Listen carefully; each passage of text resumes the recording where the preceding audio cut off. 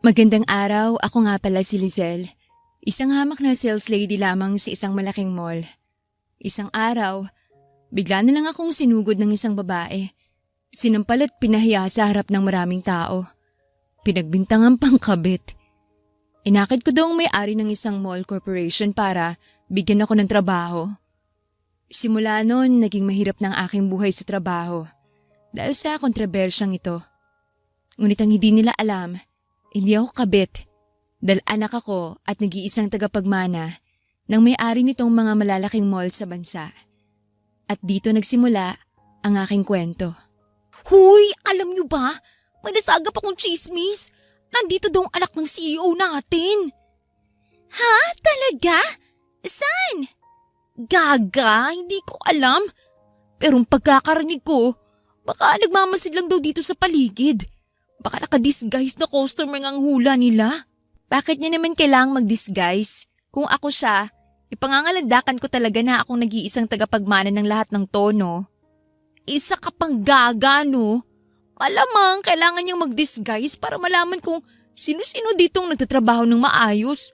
Baka gusto niyang maayos ang lahat bago siya umupo sa pwesto bilang bagong CEO. Ngayong comatose ang kalagayan ng CEO natin, malamang papalitan na siya ng anak niya. Talaga?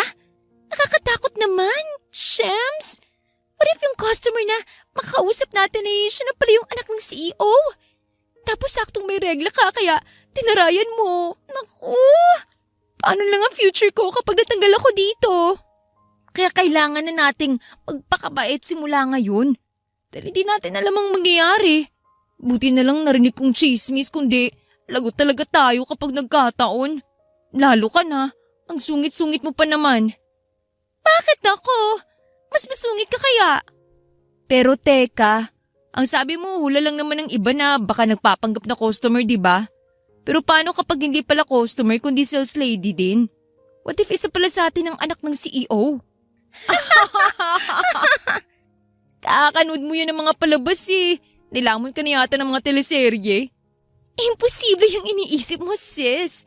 Kasi kung ako yung anak, bakit pa ako magpapakapagod tumayo araw-araw dito na kung pwede namang malaprinsesa ang buhay ko?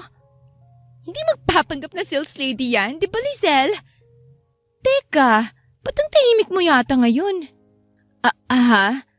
Wala naman. Masakit lang ang tiyan ko. Pagdadahilan ni Lizelle. Pero ang totoo, halos sumabog ng dibdib niya sa sobrang kaba. Mahuhuli na ba siya? Sagutin mo nga. Kung ikaw ba yung anak ng CEO, magpapanggap ka bang sales lady? Natigilan sa tanong si Lizelle. Wala siyang maisip na may sagot. Ayaw niya rin kasing magsinungaling. Hey, you there! Come here! Biglang sigaw ng isang customer sa kalagitnaan ng kanilang pag-uusap. Hala, mukhang kailangan yata ng assistant ng babaeng yun. Tinatawag tayo. Kayo na lang, ayoko. Mukhang masungit eh. Ano kayo, hello? Ayoko rin no. Mamaya ako pang pagdiskitahan yan eh. Ako na. Sige, una na ako. Biglang singit ni Lizelle pagkatapos ay nagmamadali ng lumapit sa customer na tumawag. Mas gusto niya pang humarap ng masungit na customer ngayon kaysa naman makipagtuos sa mga tanong ng mga katrabaho niya. Good morning, ma'am. How can I help you? Nakangiting pagbati ni Lizelle nang makalapit sa babaeng customer. Ngunit hindi na niya nagawang ituloy ang sasabihin dahil agad na siyang sinampal nito. Natigilan si Lizelle. Tila umikot yata ang mundo niya sa lakas ng sampal na natanggap. Nang makabawi, ay hinarap pa rin niya ito ng propesyonal at may ngiti sa labi. May problema po ba, ma'am? Ikaw? Ikaw ang problema ko. Bakit ginugulo mo ang pamilya ko? Sigaw ng babaeng customer. Napakunot ng noo si Lizelle. Hindi ko po maintindihan ang sinasabi niyo po, ma'am. Hindi mo maintindihan? Pwes, baka kailangan mo pa ng isa pang sampal nang maalog yung kokote mo. Muling sigaw ng babaeng customer at lumapit kay Lizelle para sampalin muli ito at sabunutan. Walang hiya ka! Ang kapal na mukha mong sirain ang pamilya namin! Sa puntong ito ay pinagtitinginan na sila ng ibang empleyado pati na rin ng mga customers ng mall. May iilan pang nang-video, ngunit wala ni isang naglakas ng loob na tumulong kay Lizelle. Ma'am, parang awa niyo na. Hindi ko po alam ang sinasabi niyo. Pag-usapan po na natin to ng maayos. Naiiyak na sambit ni Lizelle. Halos mahiga na siya sa sahig ng mall dahil sa pang-aabusong ginagawa ng babaeng kaharap. God knows kung gaano niya kagustong manlaban at ipagtanggol ang sarili. Ngunit hindi niya pwedeng gawin dahil masisirang imahe nitong mall. Masisira ang business ng kanyang ama. Sira na ang uniform na suot niya. Gulong-gulo na rin ang kanyang buhok at nakakaramdam na din siya ng hapdes sa kanyang balat dahil sa mga natatamong sugat. Ngunit wala siyang magawa. At nagmamaang-maangad ka pa, ha? Tumigil saglit ang babae at may kinuha sa bag nito. Pagkatapos ay itinapon sa mukha ni Lizelle. Mga larawan niya ito kasamang kanyang ama kaya napakunot ang noo niya. Napagbintangan pa ngang kabit ng tatay ko. Natatawang bulong ni Lizelle sa sarili nang ma-realize kung ano mga nangyayari ngayon. Napailing pa siya. Pero sino ba tong babaeng to? Kaano-ano siya ng tatay ko? Tanong ni Lizelle sa kanyang sarili, sabay baling sa babaeng kausap. Oh ano? Naliwanagan ka na ba ngayon? Pumasok na ba dyan sa kokote mo na sinisira mo ang pamilya namin? Sarkastikong saad ng babae. Sino ka ba? Balik na tanong naman ni Lizelle. Kung kanina'y nagmamakaawa siya dahil inakala niyang may nagawa siya ditong mali. Pues ngayon ay hindi na dahil wala namang kabuluhan ang pinaparatang nito. Hindi na siya natatakot. Aba, tumatapang ka na ha? Ikaw pa may kapal na mukhang mangging matapang ngayon? Kulang pa bang mga sampal ko sa'yo ha? Galit na galit ang sigaw ng babae at susuguri na sana ulit si Lizelle. Mabuti na lang at may dumating na lalaki upang umawat. Miss, tama na. Kung ano man ang issue mo, pag-usapan po natin na maayos at pribado. Hindi yung ganito. Mali yung ginagawa nyo. Mahinahong saad ng lalaki. Leche! Sino ka ba ha? Ano karapatan mong makialam? Hindi mo ba kilala kung sino ako? Ako si Ezekiel. Bago manager ako dito sa mall, miss. Unang araw ko ngayon kaya hindi ako papayag na magkakaganto na agad sa first day ko. And to answer your question, hindi kita kilala. Bakit ba puro nakakabwisit lahat ng empleyado ng tatay ko? Sigaw ng babae na ikinagulat ng lahat. Yes, you heard it right. Ako lang naman si Mila, ang nag-iisang anak ng CEO ng mall na to. Nag-iisang anak ng lalaking kinakalantari ng babaeng yan. Pagpapakilala ni Mila, sabay turo kay Lizelle. Napasingap ang lahat ng empleyado sa narinig. Mas lalo namang naguluhan si Lizelle. Kapatid ko siya? Tanong niya muli sa kanyang sarili. Pero sabi ni Papa, ako lang anak niya. So bakit pa niya ako hinanap kung may tagapagmana naman pala siya? Naguguluhan pa rin sambit sa sarili. Pinilit niya tuloy alalahanin ang mga bilin sa kanya ng kanyang ama bago ito makomatos. Flashback. Patawad kung napabayaan ko kayo ng nanay mo. Hanggang ngayon, yan pa rin ang pinaka-pinagsisisihan ko sa buhay ko. Sana hinabol ko kayo nung pinili ng nanay mo na umalis. Sana hindi ko kayo binitiwan. Sana hindi ako naging makasarilit. Mas inunang ambisyon ko. Ikaw lang nag-iisang tagapagmana ko, Lizelle. At sa pagtanggap mo ng aking mga ari-arian, marami sa kumpanyang susubok sa iyong katatagan. Maraming traidor na nasa paligid lang. Sana malaman mo kung sino sila. At maibulgar mo ang kanilang masamang balak bago pa ito mangyari. Yan lamang gusto ko dahil yan ang isang bagay na nabigo akong gawin. Pangalagaan mo sana ang kumpanya. Yan ang mga huling sinabi ng ama ni Lizelle. Sa sumunod na araw, matapos sa kanilang pag-uusap, ay bigla na lamang itong nakomatos at hanggang ngayon ay hindi pa rin nagigising. Posible kayang siyang tinutukoy ni Papa na traidor? Nagpapanggap lang ba siyang anak ni Papa? Nagpapanggap siyang ako? Pero bakit? Sunod-sunod na tanong ni Lizelle sa kanyang sarili. Hoy, ikaw! Hindi pa ako tapos sa'yo. Huwag kang tatanga-tanga dyan. Magtutuos pa tayo sa pagsira mo sa pamilya namin. Muling sigaw ni Mila na nagpagulat kay Lizelle. Dapat sa'yo, tinatanggal na agad sa trabaho. Pero hindi pwedeng ganun lang yung kadali. Hindi ka pwedeng umalis dito nang hindi binabayaran ng lahat ng ginawa mo sa pamilya namin. Susugurin pa sana ulit ni Mila si Lizelle, ngunit mabuti na lang at pumagit na sa kanilang manager na si Ezekiel. Bullshit! Bingi ka ba, ha? Hindi mo ba narinig yung sinabi ko? Ako ang anak ng may-ari ng lugar kung saan nakatapak ka ngayon. Kung ayaw mo madamay sa galit ko sa kabit na yan, umalis ka sa harapan ko! Ngunit sa halip na sundin ng sinabi ni Mila, nanatili lamang na nakatayo si Ezekiel doon. Tila hinaharang ang sarili para kay Lizelle. Okay, fine. First day mo, di ba? Pwes, last day mo na din. Kaya magbalot-balot ka na at umalis ka sa harapan ko. You're fired! Imbis na matakot ay hindi natinag si Ezekiel sa narinig. Sa halip ay napangisi pa siya. Isang nakakaasar ng ngisi. Agad na may kinuha si Ezekiel na sobre sa kanyang bulsa at binuklat ito pagkatapos ay iniharap ito sa mukha ni Mila. Kung hindi mo na itatanong, ang mismong may-ari ng lugar na tinatapakan ko ngayon ang nag-hire sa akin bilang manager. At ang sabi dito sa sulat niya, bilang manager, binigyan niya sa akin ang responsibilidad na pamunuan ng mga empleyado dito.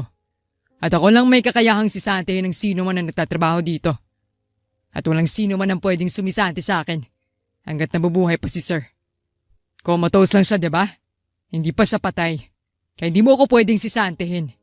At sa pagkakaalam ko, wala namang balitang sinasabing lawyer niya na magkakaroon na ng bagong CEO dito Kaya technically, siya pa rin ang CEO at hindi ikaw.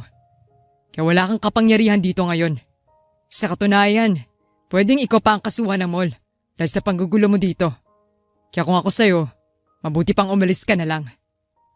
Hindi makapaniwala si Mila sa narinig niya. Sarkastiko na lang siyang napatawa. Unbelievable! Ang kapal rin ng mukha mong hamunin ako, no? Sino ka ba, ha? Manager ka lang dito. Kilalanin mo muna kung sinong binabangga mo. Akong tagapagmana dito. I'm giving you a chance right now. Pwede kang mahinahong lumabas at umalis ngayon din. Pero kung hindi mo gagawin, mapipilitan akong ipahila ka palabas. Pagbabanta ni Ezekiel. What? At sa tingin mo, matatakot mo ako? Guard, ilabas niyo na siya. Yan lamang ang huling sinabi ni Ezekiel bago hinarap si Lizelle at inalalayan palayo. Habang si Mila naman ay parang baliw na hinihila ng mga guards palabas habang nagsisisigaw. Hindi pa ako tapos sa inyo! Babalik ako dito! At umanda kayong lahat sa pagbalik ko! Ayos ka lang ba? Tanong ni Ezekiel kay Lizelle nang makarating sila sa staff room ng mall. Inabutan rin niya ng bottled water ang dalaga. Salamat. Ayos lang ako. Huwag ka mag-alala. Sagot ni Lizelle. Gusto ko lang rin palang magpasalamat sa ginawa mong pagtatanggol sa akin kanina. Naku, wala yun. Ginawa ko lang trabaho ko. Ginawa ko lang kung ano yung dapat.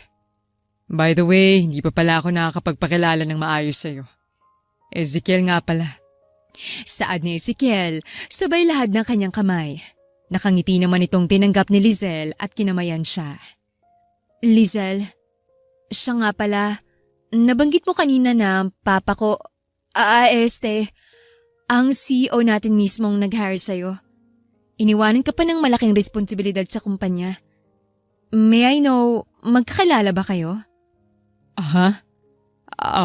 Oo. Nagtitinda kasi ako sa labas ng mall kaya inofera niya ako ng trabaho sa mall. Yun, tama, yun nga. Ganun ba? Anong tinitinda mo? Mga pagkain. Oo, pagkain. Anong mga pagkain? Natigilan ng matagal si Ezekiel. Tila nag-iisip ng maigi. Ilang minutong inabot bago niya nasagot ang tanong ni Lizelle. Kwak-kwak? Hindi siguradong saad ni Ezekiel. Ano? Kwak-kwak? Anong pagkain yan? Yung itlog na color orange. Baka naman kwek-kwek ang tinutukoy mo? Natigilan si Ezekiel dahil sa narinig. Kwek-kwek bang tawag dun? Oo, no? Ikaw lang nakilala kong may business pero hindi alam ang tinitinda. Niloloko mo lang yata ako eh. Hindi Anyways, ayos ka lang ba talaga? Pwede ka namang umuwi na lang muna ngayon kung masama ang pakiramdam mo. Pag-iba ni Ezekiel ng topic. Paanong trabaho ko? Ako nang bahala dyan. I got you. Saad niya, sabay kindat sa dalaga. Napabuntong hininga na lang si Lizelle at ngumiti kay Ezekiel. Ayaw man niyang magpaliban sa trabaho, ngunit mukhang kailangan niya talaga ng pahinga ngayon dahil sa mga nangyari. Malaking palaisipan pa rin para kay Lizelle si Mila at kung ano man ang binabalak nito at bakit bigla na lang itong ume-eksena ngayong comatose ang kanyang ama. Balak ba din itong kunin at angkinin ng kumpanya habang walang malay ang totoong may-ari? Kailangan niya munang mag-background check sa pagkatao nito. Sa ngayon, mas gusto muna ni Lizelle na maging tahimik. Ayaw niya munang ipaalam sa lahat, lalo na kay Mila, na siya ay anak rin at baka magkapatid nga sila kung totoo man ang sinasabi nito na anak rin si Mila ng kanyang ama. Ang plano ni Lizelle ay magpaubaya na lang muna sa mga sinasabi ni Mila. Kung sabihin nitong kabit siya, di sige, tatanggapin niya. Hindi muna siya gagawa ng aksyon hanggat wala pa siyang alam tungkol sa mga nangyayari. Sa sobrang pagod at sa sakit na rin ng katawan, kaya pagdating ni Lizelle sa mansyon ng kanyang ama ay nakatulog agad siya. Malapit ng dumilim nang siya'y magising. Nang magising ay nakaramdam agad siya ng gutom kaya naman agad siyang bumaba sa kusina para maghanap ng pwedeng kainin. Nasa kalagitnaan si Lizelle ng paghahanap ng pagkain sa kanilang malaking refrigerator nang biglang makarinig ng mga yapak mula sa main door papuntang living room. Pinakiramdaman ito ni Lizelle. Hello? Yep, I'm here. Andito ako sa mansyon. Nanlaki ang mga mata ni Lizelle nang makilala kung kaninong boses na yon. Shit, anong ginagawa niya dito? Bulong ni Lizelle sa sarili. What? Paalisin? Bakit naman ako paalisin sa sarili kong pamamahay? No, dito lang ako. Hindi ako aalis dito. Dito na ako titira mula ngayon sa ayaw sa gusto nyo. Sigaw ni Mila pagkatapos ay pinatay ang tawag. Bakit pa puro kabwisitan ang nangyayari sa akin sa araw na to? Nakakainis. Saad ni Mila sa kanyang sarili pagkatapos ay nagtungo sa kitchen para uminom ng tubig. Nang marinig ni Lizelle ang mga yapak na papalapit ay nagmadali siyang nagtago sa likod ng refrigerator. Sakto namang kakapasok lang din ng mayordoma sa kitchen. Mukhang galing ito sa dirty kitchen para magluto ng hapunan. Nang madatnan nitong nagtatagong si Lizelle sa likod ng refrigerator, ay napakunot agad ang noo nito. At nang mahagip naman ang mata nito si Mila, ay mas lalong kumunot ang noo nito. Nagpabalik-balik ang tingin nito kay Lizelle at kay Mila. Mabuti na lamang at nakatalikod si Mila sa direksyon ng katulong kaya hindi nito makikita ang reaksyon nito. Agad na nilagay ni Lizelle ang kanyang hintuturong daliri sa kanyang bibig para iparating sa babae na wag itong maingay. Tumango naman ang katulong at sinunod ang gustong mangyari ng amo.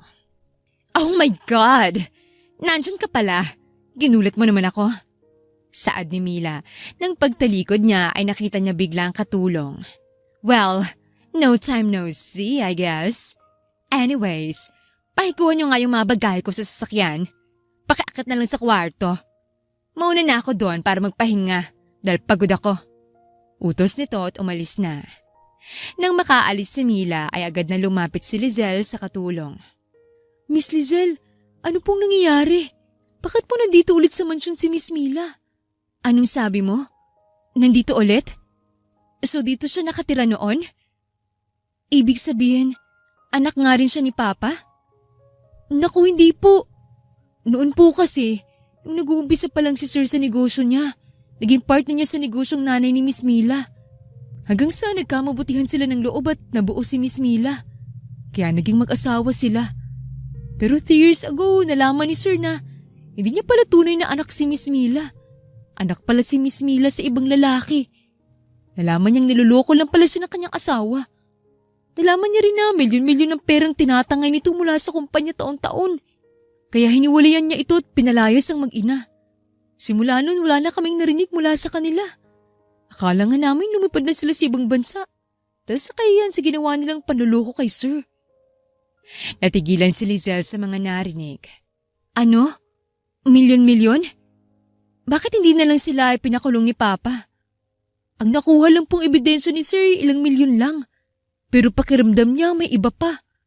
Kaso wala na siyang sapat na ebidensya kaya hindi siya nag-report sa mga pulis. Tsaka dahil na rin siguro sa sobrang bait ni Sir at sa pinagsamahan nila ng maraming taon kaya hindi niya na magawang ipakulong ang dati niyang asawa. Blessing in disguise nga daw po para kay Sir na nahuli niyang mag-inang yun sa mga panluloko nito. Dahil kasi doon, kinailangan niyang mag-break sa trabaho. Nagbakasyon siya para huminga sa mga nangyari. At doon, aksidente niyang nakitang nanay mo na ex-girlfriend niya. Kaso hindi niya alam na may anak pala siya sa nanay mo. Nalaman niya lang nung namatay ng nanay mo. Sa mga narinig ni Lizelle ay parang unti-unti nang nagiging malinaw para sa kanya ang mga nangyayari. Unti-unti nang nagkakaroon ng mga kasagutan ang mga tanong niya. Nabanggit mong naging magkasosyo sa negosyo si Papa at ang dating asawa niya. Ibig sabihin, isa to sa board of directors ng kumpanya? Mukhang ganun na nga po. May ideya ka ba kung ilan ang percentage ng shares ng mama ni Mila sa kumpanya? Napaisip munang katulong. Nung pinalayas sila ni Sir, may nasabi si Sir na tatanggalin daw sa kumpanyang mama ni Mila pero sumagot ito na hindi daw nito pwedeng gawin yun dahil meron siyang shares sa kumpanya. 70% daw ang total shares nila nung mag-asawa pa sila. Ngunit nang maghiwalay, 50% daw ang kay Sir so 20% ang hawak ng dati nitong asawa. What the fuck? Biglang sigaw ni Mila mula sa second floor ng mansyon. Agad na napatigil si Lizelle at ang katulong sa pag-uusap dahil sa sigaw. Sobrang lakas ng sigaw ni Mila at sa kitchen pa lang ay naririnig na nilang parehong pagdabog nito. Hoy! Nasaan ang mayordoma? Iharap niyo siya sa akin ngayon din! Galit na utos ni Mila sa ibang katulong. Nagkatinginan naman sina Lizelle at ang head ng mga katulong. Hinahanap ako, miss. Maiwan muna kita.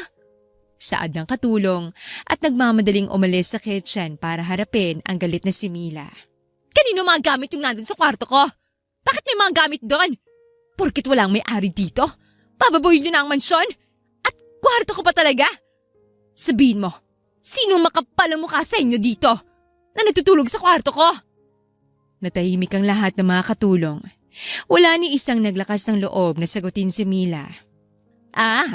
Wala sa inyong gustong umamin? Sige, tanggal na kayo lahat sa trabaho! Mga leche! Ako, sa akin ang mga gamit na tinutukoy mo. Ako ang gumagamit ng kwartong yun.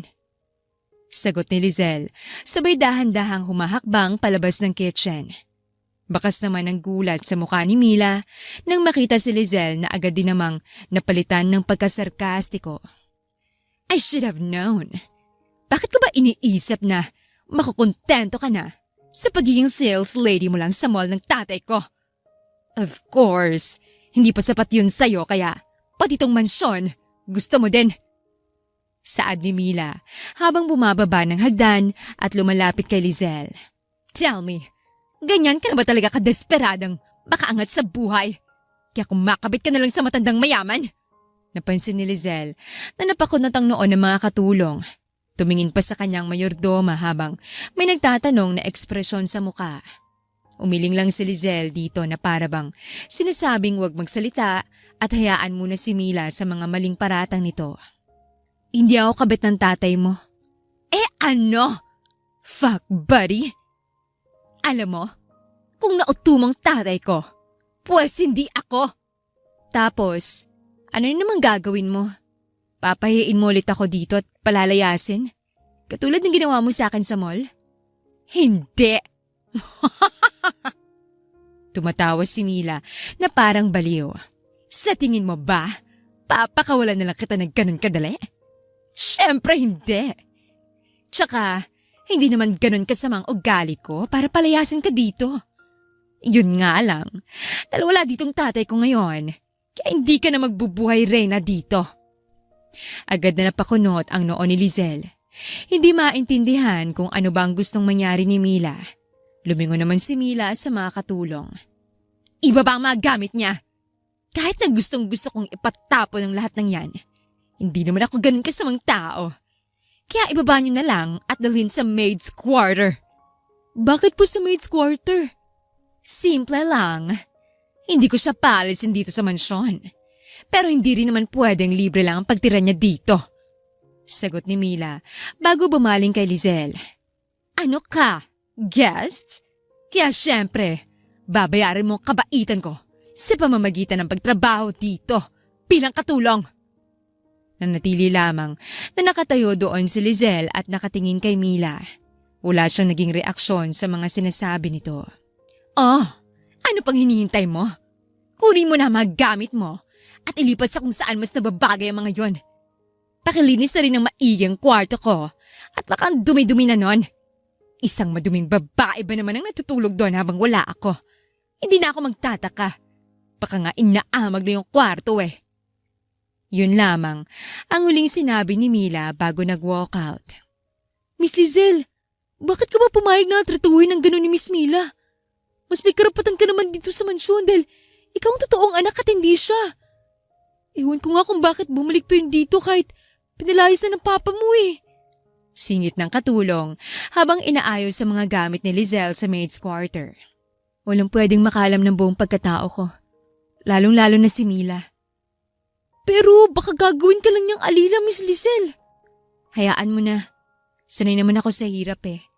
Wala mo nang pwedeng makaalam ng buong pagkatao ko habang nag-iimbestiga pa ako ng tungkol sa kanila ng nanay niya at sa kumpanya. Tratuhin niyo na lang muna ako base sa gusto ni Mila. Pero nag-aalala po kami para sa inyo. Napangiti si Lizelle. Maraming salamat. Pero hindi niyo na kailangang mag-alala. Kaya ko ng sarili ko. Tsaka may tatama ko rin ang lahat sa tamang panahon. Kaya nakikiusap ako. Sana sakyan na lang muna natin ang mga gustong mangyari ni Mila. Dahil hindi pa ako pwedeng mahuli ngayon. Tumango naman ang mga katulong bilang pagtugon. Kinabukasan, maaga pa lang ay pumasok na sa trabaho si Lizelle. Masaya siyang pumasok ngunit napawi din agad ang mga ngiti niya nang mapansing iniiwasan siya ng lahat ng empleyado ng mall. Pasensya ka na Lizelle ah. Naging kaibigan ka namin dito sa trabaho pero anak ng CEO na yung galit sa'yo. Ayaw naming maulan ng trabaho kaya lumayo ka na lang sa amin. Tsaka, hindi namin sinusuportahan at tinotolerate ang mga kabit kaya goodbye. Yan lamang ang sinabi ng mga kapwa niyang sales lady. Ayaw niya rin namang madamay ang mga ito kaya wala na siyang nagawa pa sa desisyon ng mga ito. Nang mag-lunch break ay walang gustong sumabay sa kanya sa pagkain. Masama din ang tingin sa kanya ng iilan sa mga empleyado na para bang salot siya sa lipunan. Hay, ewan ko ba kung bakit nandito pa rin yan at hindi tinatanggal sa trabaho. Pumapangit na tuloy yung image nitong mall. Baka mawalan pa tayo ng customers. Uy, ano ka ba? Hinaan mo boses mo at baka marinig ka. Eh ano naman kung marinig niya? Mas maganda nga yun eh, para alam niyang ayaw na sa kanya ng lahat dito at nang kusa na lang siyang umalis. Hindi na kinaya ni Lizelle ang mga bulong-bulungan at tsismisan tungkol sa kanya kaya hindi niya na lang tinuloy pa ang pagkain at umalis na lang doon. Nang oras na ulit ng trabaho ay halos wala ring customer na gustong lumapit kay Lizelle kahit na ang gusto niya lang naman ay i-assist ang mga ito. Diba ikaw yung nag-viral na kabet? Bagay lang sa'yo yung ginawa ng anak ng kinalantari mo. Deserve mo. Naku, ayoko sa'yo. Bigyan niyo ako ng ibang sales lady na mag-a-assist, please. Yan ang komento ng isa sa mga customer na ayaw na rin sa kanya. Nang hindi na makayanan ni Lizelle ang hirap sa trabaho, ay lumabas na lang muna siya para magpahangin. Kasalukuyan siyang nasa likod ng mall. Nakakailang buntong hininga na rin siya nang may biglang tumabi sa kanya. Pangilang buntong hininga mo na yun ah. Okay ka lang ba? Ay, palakang bukid. Ginulat mo naman ako? Gulat na saad ni Lizelle nang makilalang si Ezekiel ang pala biglang tumabi sa kanya. Ngumisi lamang si Ezekiel sa naging reaksyon ng dalaga.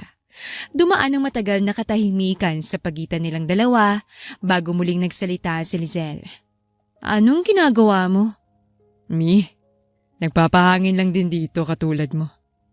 No, I mean, napansin mo naman siguro na iniiwasan ako ng lahat, diba? Dahil sa nangyari kahapon. Kaya bakit ka nandito? Bakit? Hindi ba pwedeng nandito ako? Hindi. Di ka ba natatakot? Na baka madami ka dahil sa akin? Hindi ko naman siguro ihaharang ang sarili ko kahapon sa pagitan niyo ni Mila kung natatakot ako, diba? Natahimik si Lizelle sa narinig. Nahihiya man siyang aminin sa sarili ngunit alam niyang masarap sa pandinig niya ang mga sinabi ni Ezekiel. Tsaka wala naman akong nakikitang mali sa ginagawa ko eh. Hindi naman yata masama kung samahan kita dito ngayon. O makipag-uusap ako lagi sa'yo.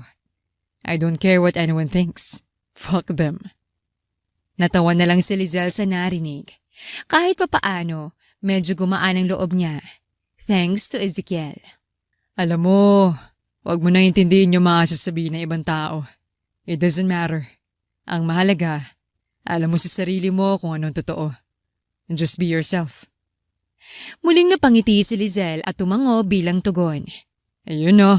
Sige. Dahil sinunod mo ang payo ko, bibigyan kita ng regalo. Anong regalo naman? Saad ni Ezekiel at nag-isip. How about a day off bukas? Bahagyan ng laki ang mga mata ni Lizelle dahil sa narinig. Talaga? Seryoso ka ba? Totoo ba yan? Siyempre naman. Ako manager dito eh. I got you. Salamat! Maraming salamat talaga.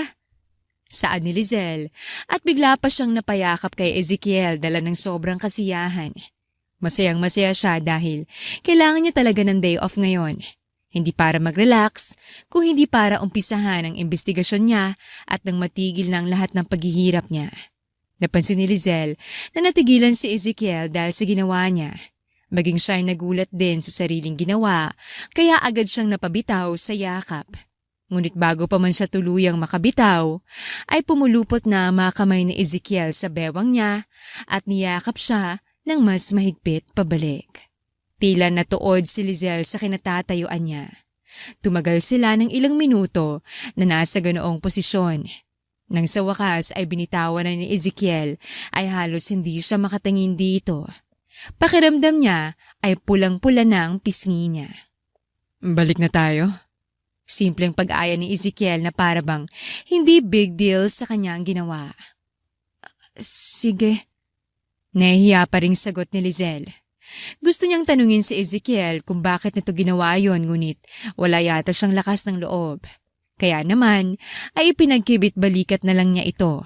Baka naman ganoon lang talaga ang personality ni Ezekiel. Nang makabalik sa loob ay pansin ni Lizelle ang mga mapanuring mata na nakatingin sa kanila ni Ezekiel. Ngunit di tulad kanina na sobrang conscious siya, ngayon ay wala siyang pakialam. Napatingin tuloy siya kay Ezekiel na akala mo tatakbong mayor kung makangiti. Talagang nakakahawang positive energy nito. Hindi niya tuloy mapigilang, hindi mapansin ang gwapong mukha nito. Napaka-charming. Matangkad din ito at sakto lang ang pangangatawan. Wait, bakit ko ba napapansin ang mga bagay na to sa kanya? Nagkaka-crush na ba ako kay Ezekiel? Tanong ni Lizelle sa kanyang sarili. Sakto namang napalingon si Ezekiel sa kanya dahilan para umiwas agad siya ng tingin. Muli ay naramdaman niya ang pag-init ng mga pisngi niya. Shit! Mukhang delikado na yata to. Muling saad ni Lizelle sa isip niya at agad na naglakad palayo kay Ezekiel na ikinakunot ng noo at ipinagtaka naman ng binata. Kinabukasan, sa halip na magpahinga at i-enjoy ang day off na ibinigay ni Ezekiel, umaga pa lang ay nagtatrabaho na si Lizelle sa mansyon. Paano ba naman kasi, ni hindi pa tumitirik ang araw ay binulabog na sila ni Mila sa maid's quarter. Kailangan daw nilang linisin ang buong mansyon dahil may darating itong bisita mamayang gabi. Kaya heto si Lizelle ngayon at nagpupunas ng malalaking glass windows sa mansyon. Ay, ayoko na. Pagod na ako. Reklamong saad ni Lizelle. Napaupo na lang siya sa sahig at napasandal sa glass windows. Maya-maya ay nagtaka siya dahil may gumagalaw na kung ano sa garden ng mansyon. Dahil sa kuryosidad ay pinuntahan niya ito. Bawat hakbang ay dahan-dahan lamang hanggang sa makarating siya.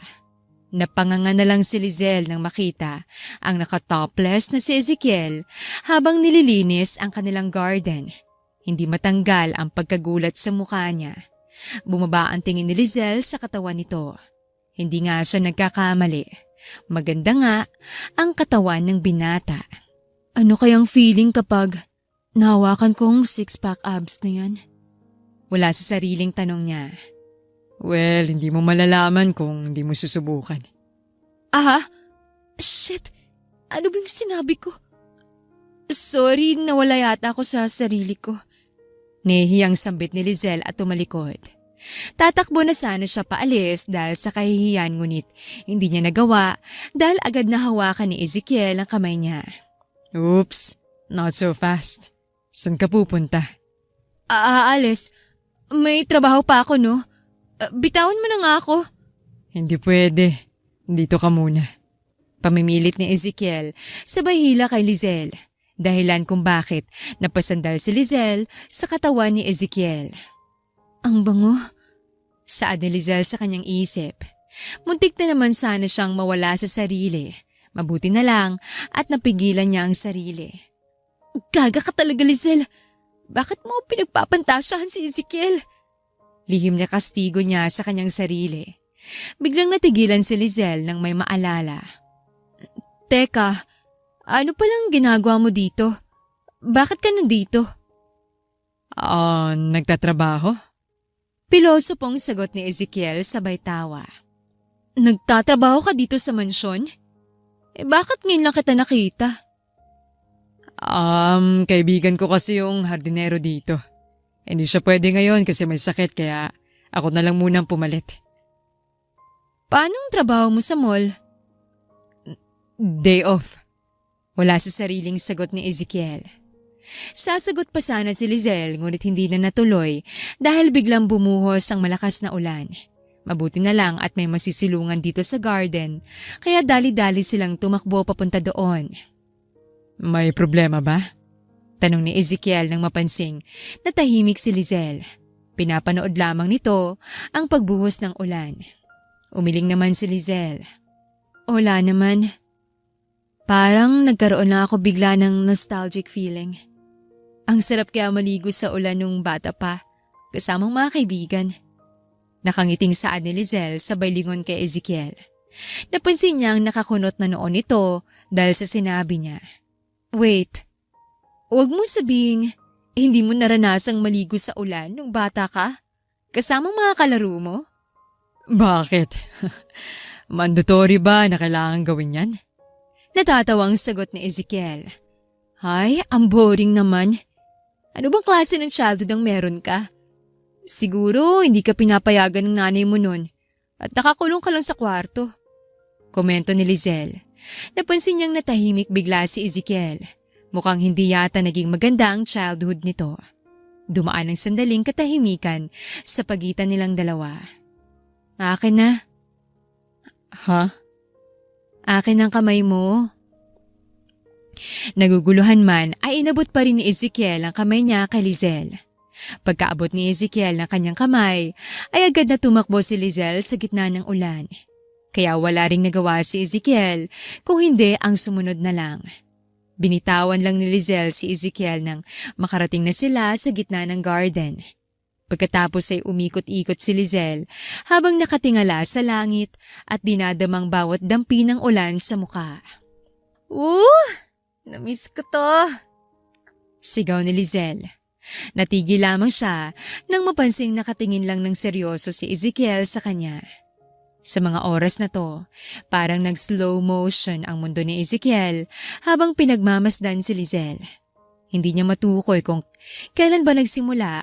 Basta ang alam lang niya, nagising na lang siya isang araw na may nararamdaman na siyang kakaiba para sa dalaga. Dahil dito ay parang mas may nag-udyok sa kanya na protektahan ng dalaga mula sa mga taong gusto itong saktan. Hoy, Ezekiel! Okay ka lang ba dyan? Anong tinutunga-tunga mo? Sayo na! Masarap sumayaw sa gitna ng ulan. Dali na, pakitaan mo na ako ng moves mo. Biglang sabat ni Lizelle habang tumatawa. Maging si Ezekiel ay natawa na rin at nag-umpisa na ring sumayaw. I've never felt this happy. Bulong ni Ezekiel sa kanyang sarili. Nang mapagod sila sa kanilang ginawa, ay mag-aaya na sana si Lizelle na bumalik na doon sa pinagsilungan nila, ngunit natigil siya nang bigla siyang niyakap ni Ezekiel. Thank you. Thank you for making me happy. Bulong ni Ezekiel sa gitna ng kanilang mga yakap. Napangiti lamang si Lizelle. Masaya siyang napasaya niya ang binata. Nang bumitaw si Ezekiel sa yakap, ay inakala ni Lizelle na aalis na sila, ngunit nagtaka siya nang nanatili lamang si Ezekiel na nakatayo doon habang nakatingin sa kanya. Bigla tuloy siyang nakaramdam ng hiya sa katawan. Ano bang tinitingnan nito?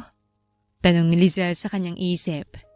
Natigil lamang si Lizelle sa mga iniisip niya nang biglang maramdaman ang pagdampi ng labi ni Ezekiel sa labi niya. Mabilis lamang ito kaya hindi siya nakapag-react agad.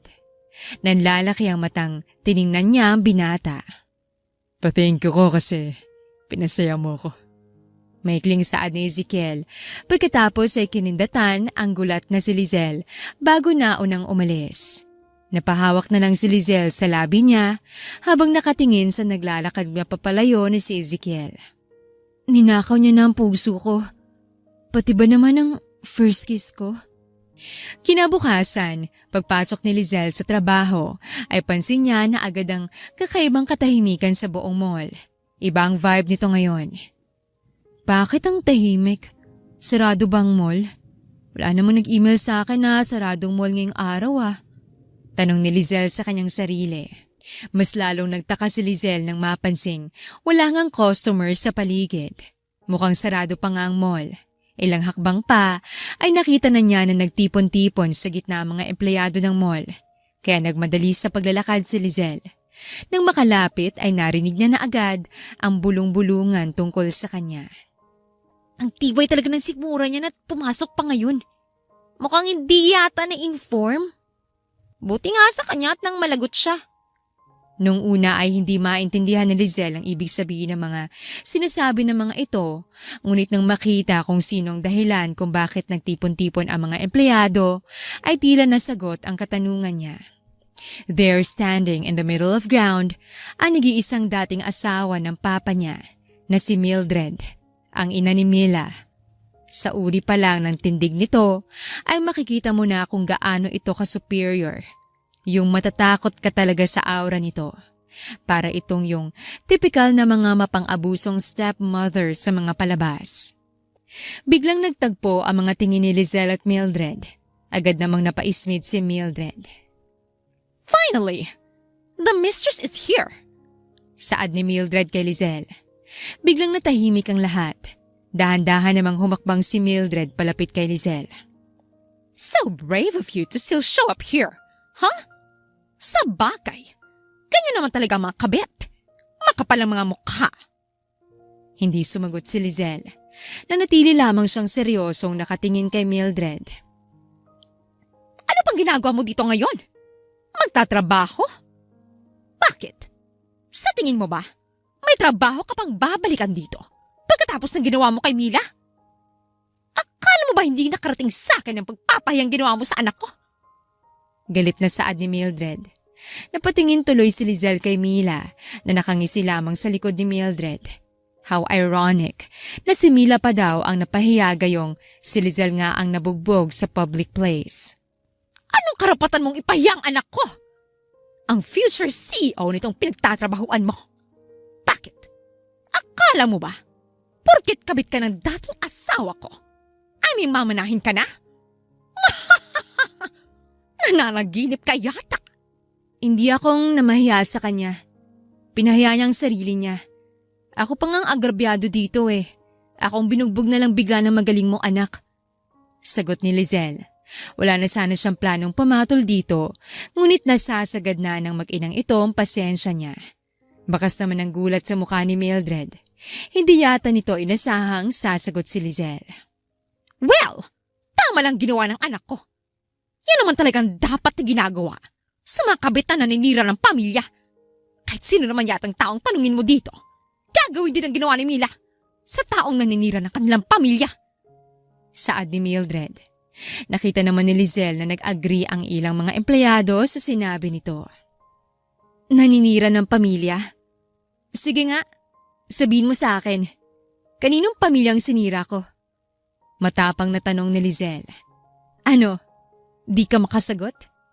Kasi wala naman talaga akong sinirang pamilya dahil matagal na kayong sira.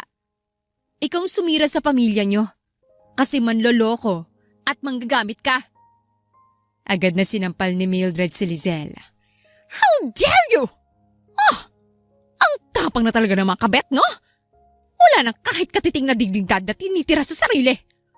I wonder kung saan kaya sila kumukuha ng kapal na mukha. Alam ko na. Baka kaya matapang sila kasi akala nila may malaking pera sila makukuha. Matapang sila kasi akala nila may mamanahin din sila.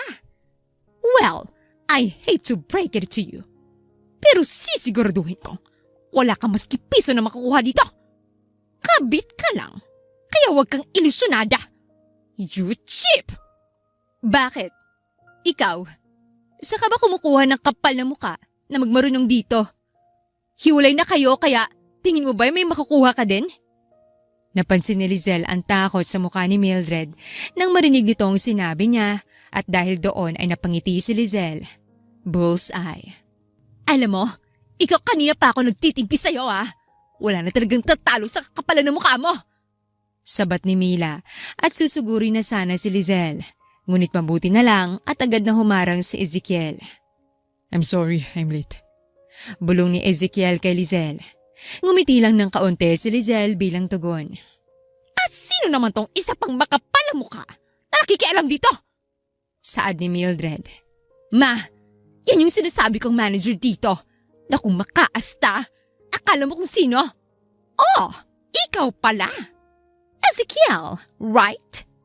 Alam mo Ezekiel, sayang ka. Dapat namimili kang mabuti ng kinakampihan. Sige, dahil mabait naman ako, bibigyan pa kita ng isa pang chance. Hindi kita idadamay sa pagpapatapon ko dyan sa babaeng yan. Basta palayasin mo yan dito ngayon din. Alisin mo siya sa paningin ko. Sa halip na sumunod, ay nanatili namang nakatayo lang si Ezekiel doon. Maya-maya ay tumawa na lang ng malakas si Mildred. Oh my God! Akala kong asawa ko lang ang inaakit ng babaeng yan. Pero mukhang marami pa pala. Tell me, Ezekiel, anong binigay sa'yo ng babaeng yan para kumampi ka sa kanya at suwayin ang utos ko? Katawan ba? Fuck body ka ba din ba ng babaeng yan? Wag mo siyang pagsasalitaan ng ganyan. Malamig at seryoso na saad ni Ezekiel. Oh my! Nakakatakot naman. Anyway, hindi ko na kayang makita mga pagmumukha niyong dalawa. Kaya I'm here to inform you na nasa biyahe na ngayon ang lawyer ng asawa ko. Pupunta siya dito mamaya para i-announce ang susunod na magiging CEO ng kumpanya. Kaya pinasarado ko muna ang buong mall dahil gusto kong masaksihan ng lahat ng empleyado dito ang mga mangyayari. Lizelle, right? Pumunta ka Lizelle para naman makita mo kung saan ka lang dapat lumulugar dito. Mahabang saad ni Mildred, pagkatapos ay nag-walk out na. Kitang-kita naman ang gulat sa mukha ni Lizelle dahil sa sinabi ni Mildred. Hindi siya natatakot sa sinabi ni Mildred kundi kinakabahan siya dahil malalaman na ng lahat dito mamaya kung sino siya. Ganyan! Ganyang ekspresyon ang gusto kong makita sa mukha mo. Nagulat ka ba? Dapat lang na matakot ka, Lizelle. Dahil katapusan mo na. Gusto ko lang din ipaalam sa'yo na ipapatapon ko kayong dalawa sa labas tulad ng ginawa niyo sa akin sa oras na ako nang maging bagong CEO. At hindi pa ako hito dyan. Hindi lang yan na ipaparanas ko sa inyo. Prepare yourselves. Nakangising saad ni Mila bago sumunod sa kanyang ina. Tubig Kanina pa malalim ang iniisip mo. Tanong ni Ezekiel kay Lizelle. Kasalukuyan silang nasa likod ng mall ngayon para makalanghap ng sariwang hangin. Ito na yatang naging favorite spot ng dalawa. Ngumiti lamang ng pilit si Lizelle pagkatapos ay nagbuntong hininga. Ayan ka na naman. Alam mo, let's go out. Kahit sandali lang. Hindi ko pwede humarap sa kanila mamaya na ganyan ang pakiramdam mo. Tara. Dagdag pa ni Ezekiel. Wait, saan mo ako dadalhin? Basta, tara na. Pag-aya ni Ezekiel, pagkatapos ay hinawakan ng kamay ni Lizelle at umalis. Hindi nagtagal ay nakarating sila sa plaza. Ilang lakad lamang ang layo nito mula sa mall.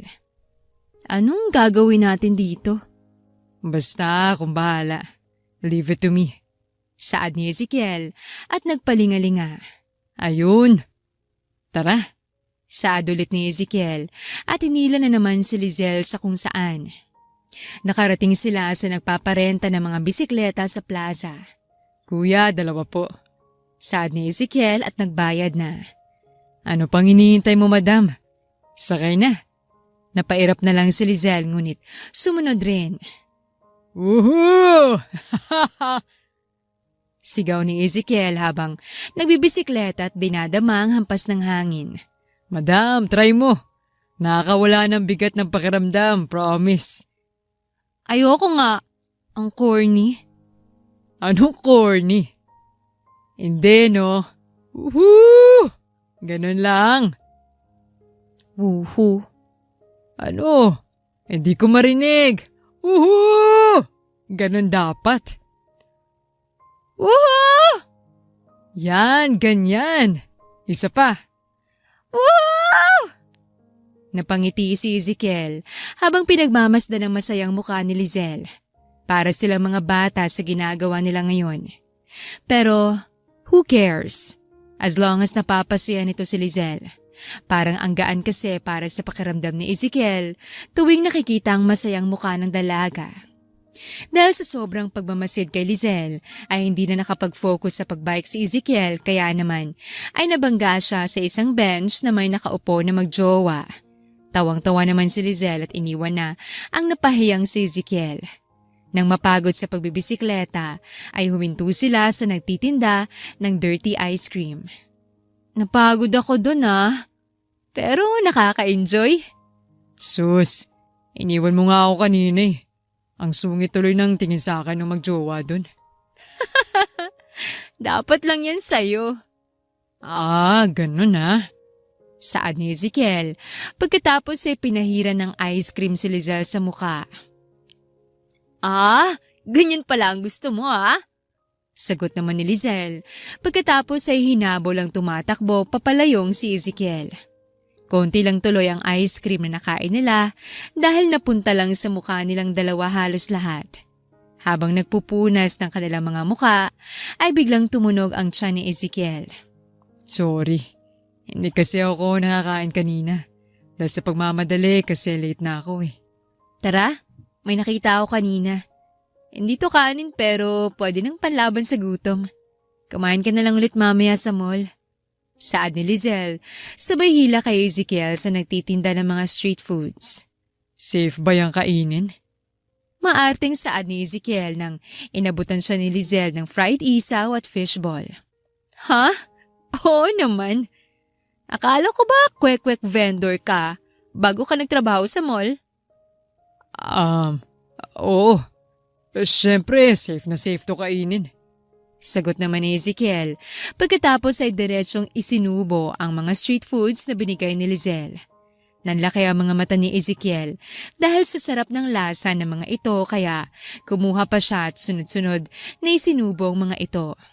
Nang matapos sa pagkain ay umupo muna sila sa isa sa mga bench upang magpahinga. Thank you, Lord. Busog na busog ako. Ang sarap. Thank you din sa'yo. Nawala talagang anxiety ko. And thank you for making me happy. Agad na palingon si Ezekiel dahil sa narinig. Ngunit laking gulat niya nang paglingon niya ay nagdampi ang mga labi nila ni Lizelle. Ayan, quits na tayo. Tara na, bumalik na tayo sa mall. Saad ni Lizelle at aalis na sana kaso bigla siyang hinila ni Ezekiel kaya napabalik siya ng upo. I think I like you. No, I think I'm already in love with you. So bad. Madly in love. Pag-amin ni Ezekiel. Para namang hinaplos ang puso ni Lizelle dahil sa narinig. Napangiti siya, ngunit agad din namang nawala nang may maalala. May kailangan ka munang malaman tungkol sa akin, Ezekiel. Ang totoo niyan ay, hindi talaga ako kabit kung hindi anak ng may-ari ng mall. Seryosong saad ni Lizelle. Ang buong akala niya ay magugulat si Ezekiel, ngunit siya yata ang nagulat nang umiti lamang ito sa kanya. Alam ko. Tipid na tugon ni Ezekiel. Ha? Ano? Paano? May kailangan ka ring malaman. Hindi na natuloy ni Ezekiel ang sasabihin dahil tumunog ang kanyang cellphone. Matapos sagutin ang tawag ay tumingin siya ng seryoso kay Lizelle. I think it's time for us to go back. Nang makabalik sila sa mall ay sakto namang magsisimula pa lang. I want this to be fast. Kaya pakibilisan. Gusto ko lang ng announcement ni Mila bilang bagong CEO. Yun lang.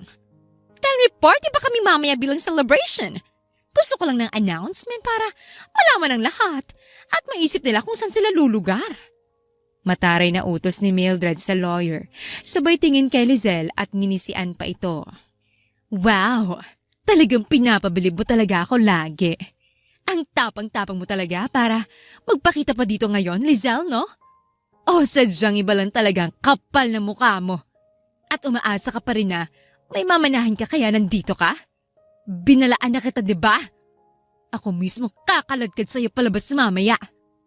Nakangising huling sabi ni Mila bago umalis at tumabi sa ina nito. Napakuyom naman ang kamao si Lizelle. Tingnan natin kung makakangisi ka pa sa akin mamaya. Saad ni Lizelle sa kanyang sarili. Naramdaman niya naman ang kamay ni Ezekiel na hinahaplos ang nakakuyom niyang kamao. Easy. Bulong ni Ezekiel kay Lizelle.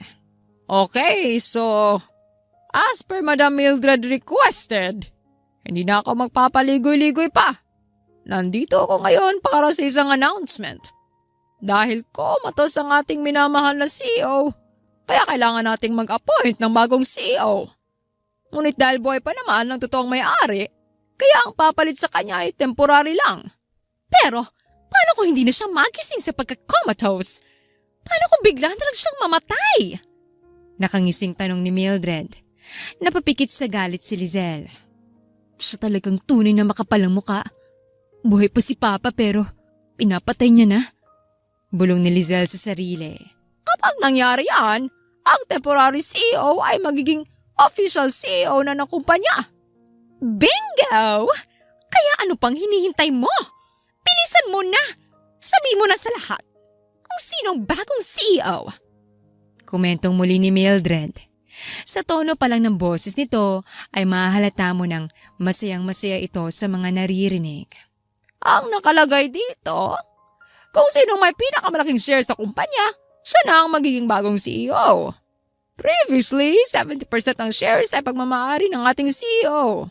Ngunit dahil naghiwalay sila ng kanyang asawa ni si Madam Mildred, kaya 50% na lang ang hawak ni Sir. At ang 20% naman ay kay Madam Mildred. Ang natirang 30% ay pagmamayari ng isa pang board of director na si Sir Ralph. Dahil si Sir pa rin ang may pinakamalaking shares, kaya siya pa rin ang CEO. At kung kanino niya man iniiwan ang shares na to, ay siyang magiging temporary CEO ng kumpanya. At ito ay walang iba, kung hindi ang nag-iisa niyang anak at tagapagmana. Oh my God! Biglang saad ni Mila, hindi man lang pinatapos ang lawyer sa sinasabi nito. I'm so proud of you! Congratulations, anak! Saad naman ni Mildred kay Mila at nagyakapan pa ang dalawa. Pagpatuloy ng lawyer sa kanyang sinabi. At ito ay walang iba, kung hindi ang nag-iisa niyang anak at tagapagmana na si Lizelle. Katahimikan. Natahimik ang buong lugar dahil sa huling sinabi ng lawyer at ang lahat ay napatingin kay Lizelle. What? Anong kahibangan to? Paano mapupunta sa babaeng yan ng kumpanya kabit yan? Well, hindi po siya kabit kung hindi nag-iisang biological daughter ni Sir. At nandito ang result ng kanilang DNA test bilang patunay. Hindi ko naman kasi sinabing kabit ako. Kayo lang naman ang nag-isip ng ganyan kasi maduduming isip nyo. No! Hindi pwede to! Paano naging anak yan? Ako lang! Ako lang anak ni Papa! Walang yakang babae ka! Dahan-dahan na pumunta si Lizelle sa gitna. Mula doon ay kitang-kita niyang reaksyon ng mga empleyado, lalong-lalo na nung may mga sinabing masasakit na salita sa kanya. Kitang-kitang takot sa mga mukha nito at halos hindi makatingin sa kanya. Yes, that's right. Hindi ako kabet kundi anak ako ni Papa. Kaya magkasama kami dun sa mga litrato na pinakita ni Mila noon. Pasensya na kung hindi ko sinabi agad sa inyong lahat. Pasensya kung nagpanggap akong sales lady. Gusto ko kasing mag-umpisa muna sa simula bago maging CEO nitong kumpanya. Nakangiting saad ni Lizelle, natigil lamang ng pumalakpak si Mildred. Bravo! Bravo! Akala mo ba panalo ka na, Lizelle? Akala mo ba papayag na ako sa ganito ng basta-basta? Well, para sabihin ko sa'yo, hindi pa tapos ang laban. Napakunot ng noo si Lizelle nang ngumisi si Mildred. Ano naman kayang binabalak nito ngayon? Tanong ni Lizelle sa isip niya. Attorney, bilang member ng Board of Directors, may kakayahan naman kaming i-decline ang pag-appoint sa babaeng yan, di ba? Well, yes, that's true. Yun ay kung ang majority ng Board of Directors ay tutol sa pag-appoint kay Miss Lizelle.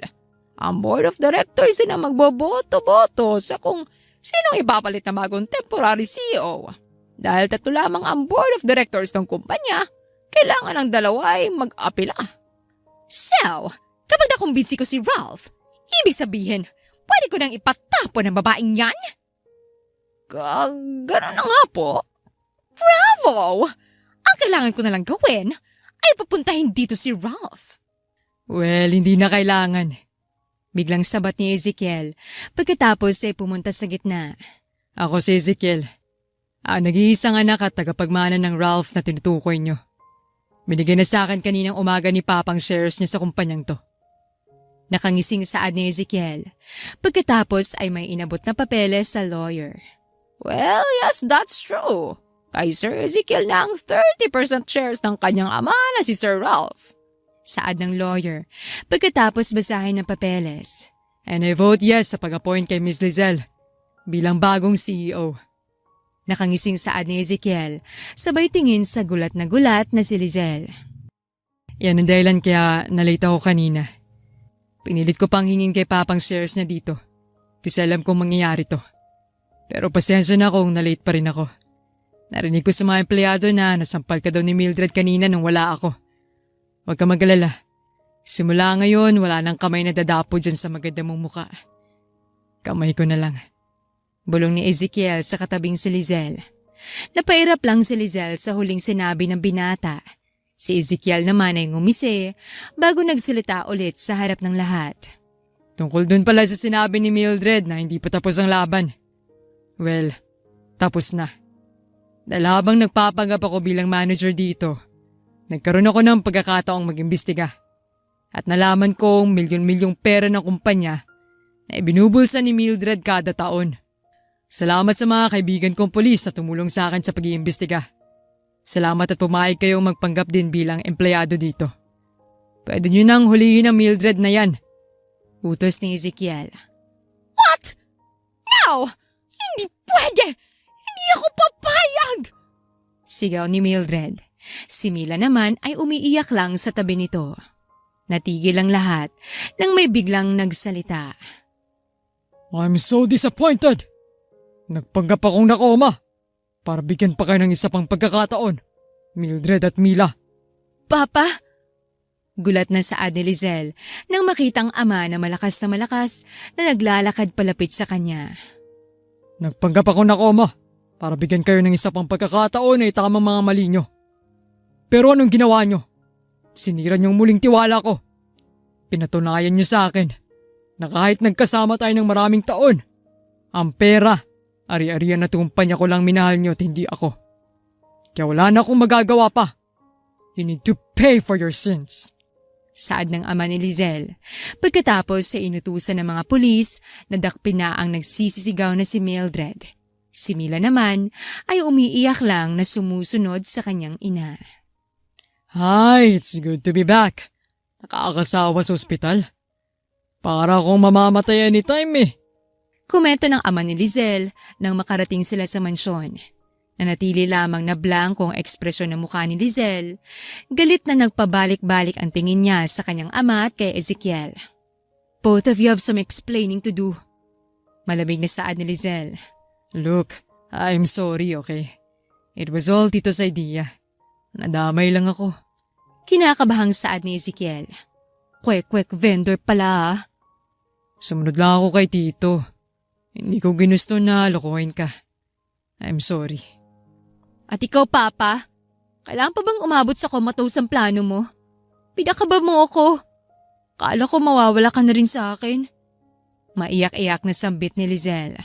I'm sorry, my daughter. Napanood ko lang kasi yung ganun sa isang palabasin. I thought it's cool kaya ginawa ko. Birong saad ng ama ni Lizelle. Sira ka talaga, Papa.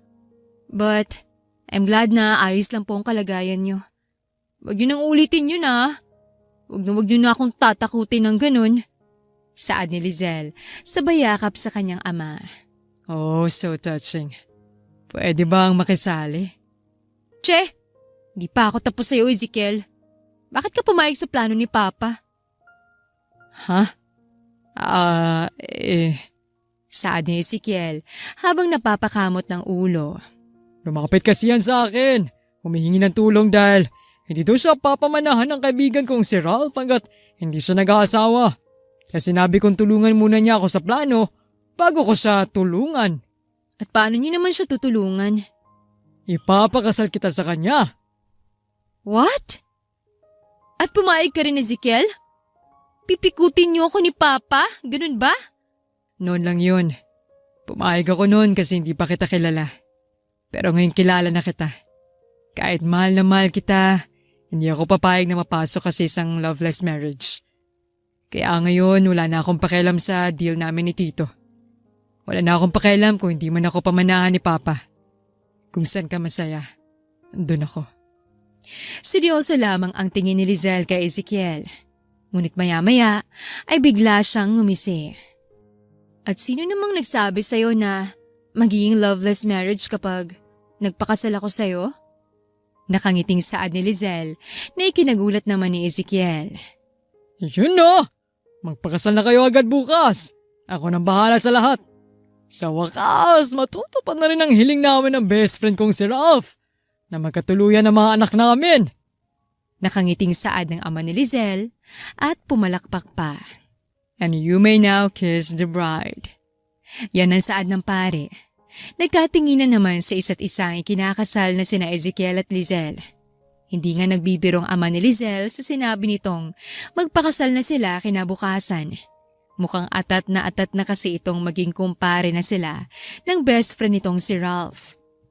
Mabuti na lang at naging maganda pa rin ang kinalabasan ng wedding kahit na rushed.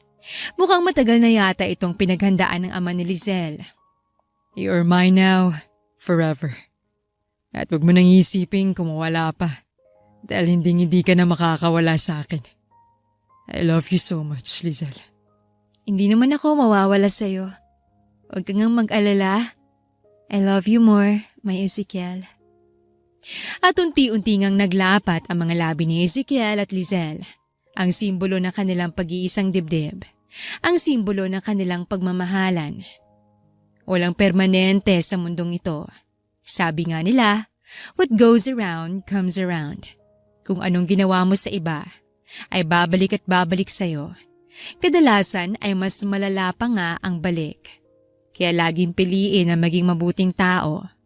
Huwag na huwag maging masama at manglamang ng kapwa dahil bilog ang mundo. Hindi mo alam na yung taong inaagrabyado mo ngayon ay kakailanganin mo palang tulong sa hinaharap. Libre lang naman ang maging mabuting tao. Kaya huwag na huwag magdadalawang isip na maging mabuti sa kahit anong bagay. Always choose to be kind to everyone. At para naman sa may mga mabuting puso na katulad ni Lizelle, ipagpatuloy nyo lang ang pagiging